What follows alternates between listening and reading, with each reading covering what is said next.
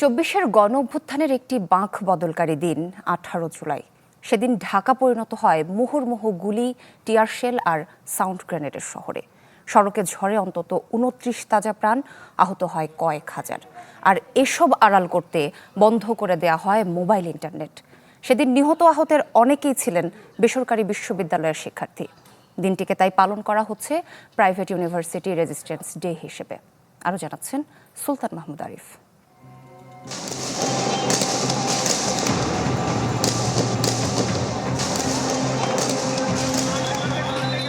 2024-এর 18 জুলাই ভোর থেকে যেন থমকে দাঁড়ায় রাজধানী।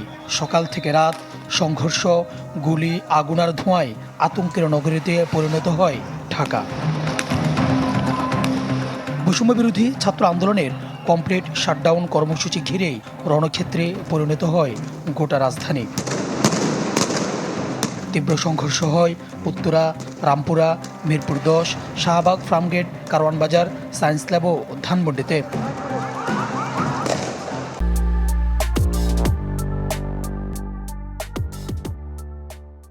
পরিস্থিতি নিয়ন্ত্রণে মোতায়েন করা হয় বিজিবি, বন্ধ করে দেওয়া হয় মোবাইল ইন্টারনেট।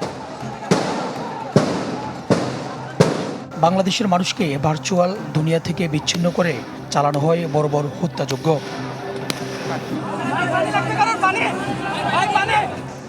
এই দিনে উত্তর আজমপুরে পুলিশের গুলিতে ঝরে যায় মেধাবী শিক্ষার্থী মীর মাহফুজুর রহমান মুগ্ধের প্রাণ, যিনি পানির ফেরিওয়ালা হয়ে রাজপথে নেমেছিলেন আন্দোলনকারীদের তৃষ্ণা মেটাতে।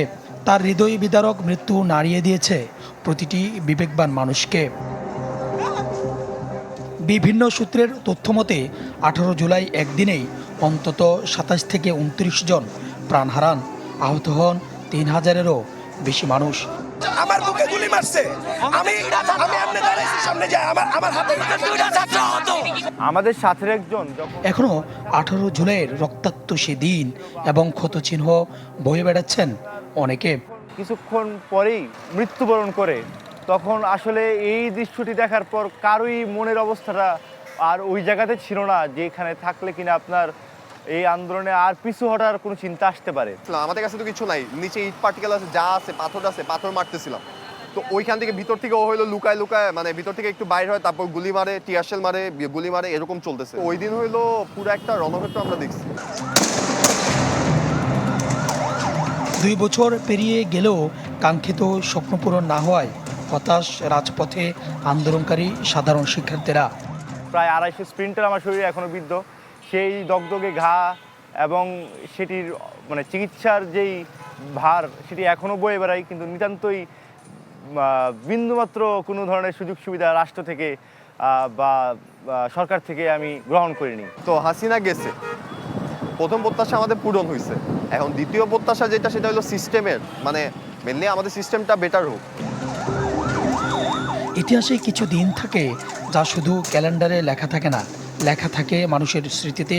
18 জুলাই তেমনই একটি দিন হয়ে থাকবে।